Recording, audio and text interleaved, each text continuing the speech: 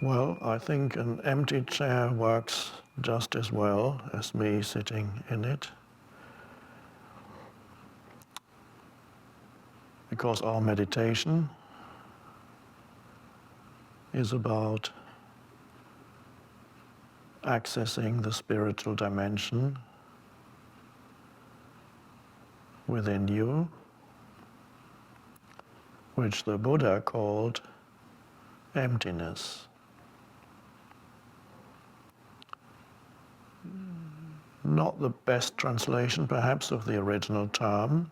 I think spaciousness would have been a better translation, or would be a better translation than emptiness. So, finding that dimension within you, accessing that dimension, and living your life with the awareness of that dimension, which means living your life with awareness rather than just with the mind.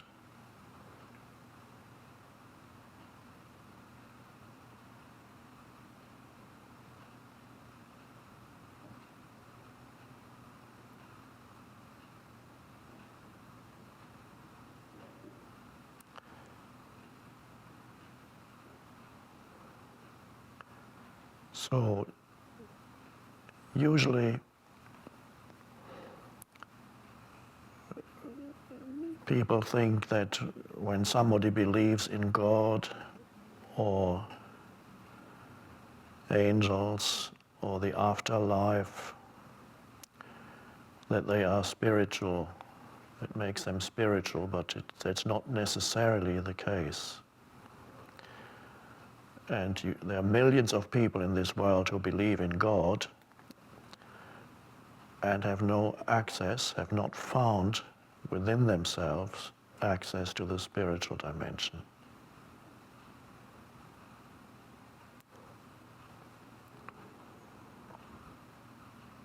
So, we are here. In the case of some of you who are perhaps new to this, so to speak, we are here for some of you to get perhaps a glimpse of it as you sit here and watch and listen.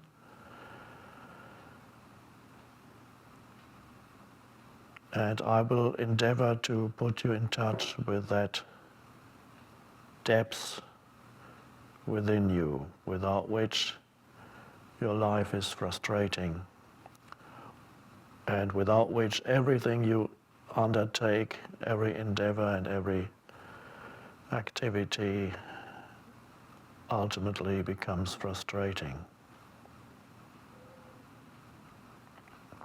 And for others, we are here just to deepen it, to provide a reminder on a conceptual level, but to deepen the dimension that they already have access to within, so that it can be sustained in everyday life. One thing is accessing the spiritual dimension in a meditation setting, like here and now. That's already a good thing if you are able to do that when you sit still, become still inside. Another thing is to carry that with you, so to speak, so that it is there when you lead your life, when you do things, talk to people, interact, even when you think, to have that in the background. So we have the two steps, one could almost say. First is you realize that within, when you're not being disturbed, like now, hopefully you're not being disturbed externally, although you may be disturbed as you sit here by your mind, that's quite possible, who says, what is he talking about? Because the mind doesn't understand it. The conceptual mind alone is not sufficient to make this a satisfying experience for you, this 30, 40 minutes here. So for this to be a satisfying experience, you need to have at least a glimpse of what it is that I am pointing to, and a glimpse also of that which underlies the words. And that's ultimately not in me, but ultimately you can only glimpse that in you. There's a stillness behind the words as I speak within myself, and there can be a stillness in you as you listen to the words. And that would already be a glimpse of the spiritual dimension. The realization that on the one hand, on one level, you have the auditory perception, you're listening to the words, you have the visual perception, you're seeing this image. And on another level, you also notice that there's some stillness inside you now, where the mind is not active. You don't need to think right now to add something to this experience. So you can just let it be as it is, and so the dimension of stillness, which is the spiritual dimension, begins to arise in you, or other way we can put it, you become aware that it's there. Now it's always there, that's the strange thing, it's always there, all pervasive, and yet most people still don't know that. Of course, that's very much like telling a fish that there's something that's called water. And the fish says, where? I don't see anything called water. Where's that? Where is it? Can you point it out to me and say, where? Can't see it.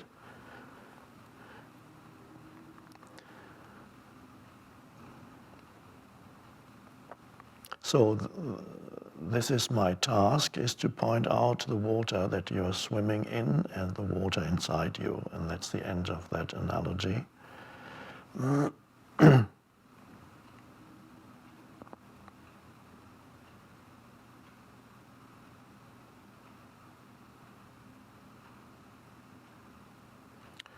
As I pointed out at the beginning, the Buddha called the spiritual dimension emptiness, which would be better translated as spaciousness.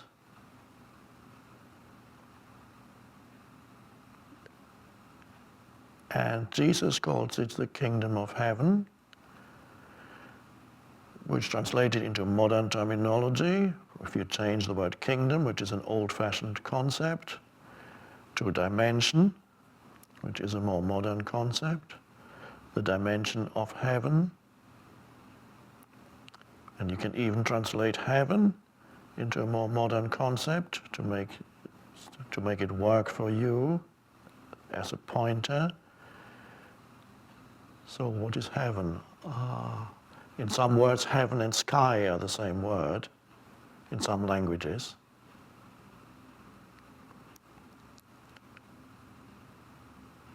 What is the sky or the heaven is spaciousness. The dimension of spaciousness is the kingdom of heaven. So the Buddha calls it that. Jesus calls it that. And Time magazine calls it mumbo jumbo. That's also true from the perspective of the conceptualizing mind. Because if you're totally trapped in concepts, thoughts, then it makes no sense. And the only thing you can conceive of as spiritual is some belief system. You say, oh, these people have belief systems. These the spiritual people have all kinds of weird beliefs. And of course, it's not that at all.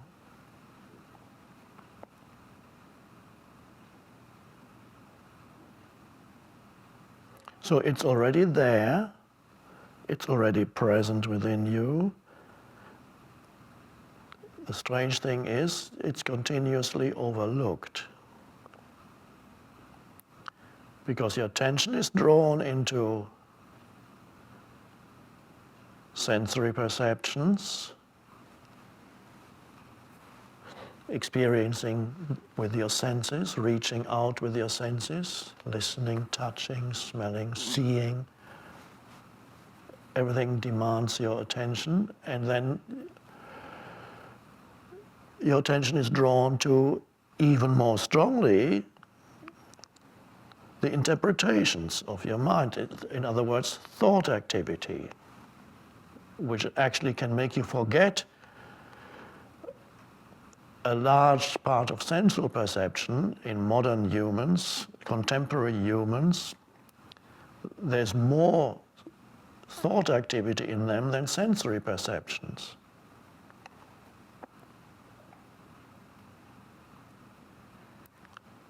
So you're being drawn into, yes, sensory perception, even more so into mind activity, and then also drawn into emotions that accompany mind activity. So your life consists, one could say, basically of the three levels: sense perceptions, thoughts, and emotions.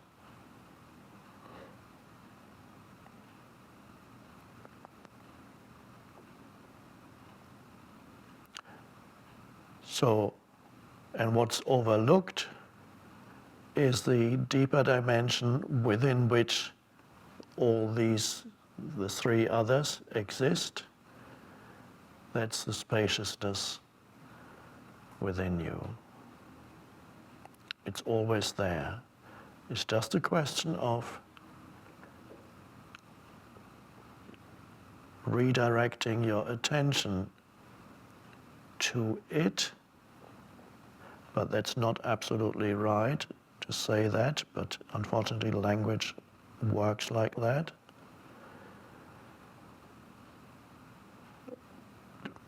As you sit here, let's just go through it again. You're aware of sense perceptions, especially visual and auditory, yes. There may be some thoughts arising in your mind. Now, whatever thoughts arise in your mind here and now, obviously are quite irrelevant, but that's another matter. There may be thoughts arising in your mind from time to time, so you're listening and you're thinking, what's he driving at? When are we going to start our meditation? Etc. Mumbo jumbo. Thoughts come and go, and you may have emotions. Restlessness, perhaps. Or a thought about tomorrow, what's going to happen when I go there tomorrow, and you have an emotion associated with that. So as we sit here, notice there are these levels operating in you.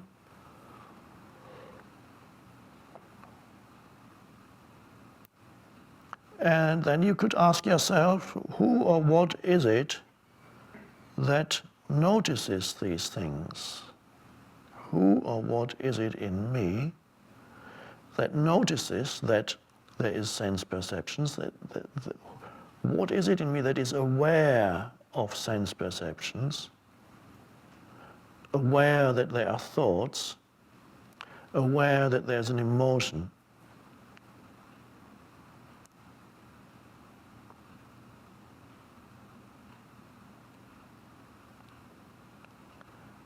And that's who you are at the level of, the deeper level of the transcendent or the spiritual dimension. The awareness of all this. The still, spacious consciousness in the background, so to speak. You could call it, just to briefly use an analogy, you're aware of the canvas on which your life is drawn, painted.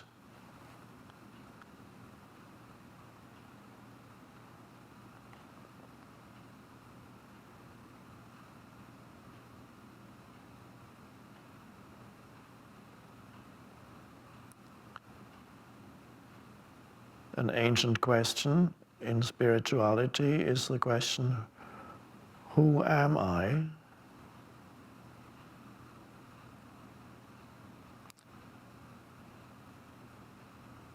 And if you look closely, you see that you're not your thoughts, you're not your sense perceptions, you're not your emotions. They come and go. What remains is consciousness, awareness. That's the water that the fish didn't know about, as far as you are concerned. That is, and it's an amazing thing that realize that there is a greater depth in you than your surface life that consists of sense perceptions, thoughts, and emotions. They come together in different forms. So every human has a somewhat different story of coming together of sense perceptions, thoughts, and emotions. The coming together of sense perceptions, thoughts, and emotions form the human being, the person.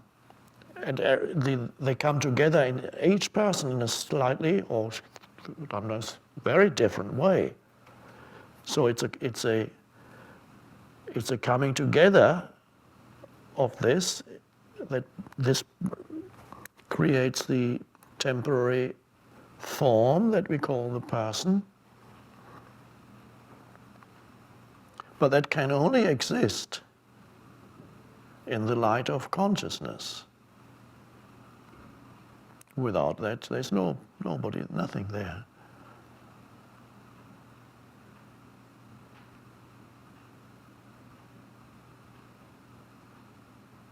So your life is a little bit like this. You're watching the screen. Let's say, another analogy, a cinema screen. All kinds of things happen there. Of course, the screen is inside you. So, okay, let's imagine that there's a screen inside your mind. And on that screen, your life is being enacted with thoughts and emotions and things happening, drama and this and that, and oh wow, it's so interesting, or it's so dreadful, or I can't stand it anymore, or I want more of it, I haven't had enough yet, and so on. And suddenly you realize that there's a screen that's inside you, and you are the projector. You are the light of the projector.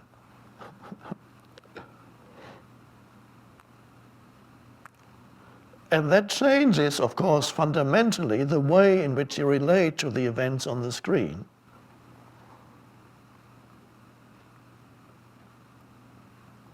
How does it do that? Well, you can see for yourself. If you see that you are the light of the projector, it adds this dimension of awareness to what you are witnessing on the screen. It gives you a certain detachment from what happens, because you realize that there is something much more essential or fundamental in you than all the things that are going on in that screen. And if you don't know that, you're totally drawn into the events on the screen, and for most people, sooner or later, the events on the screen turn into some kind of drama. Nothing lasts for very long. There's no real security in my life. Why do things always have to be so frustrating? But then you always look for more on the screen. You look for some kind of solution on the screen. It's never there. Pseudo solutions come from time to time, and happy moments, and then again. That's because you don't know who you are or what you are. It doesn't matter whether we call it who or what. Who or what you are essentially, which is the light of consciousness, which is the projector, which can be sensed within you at any moment, like now, as an aware presence.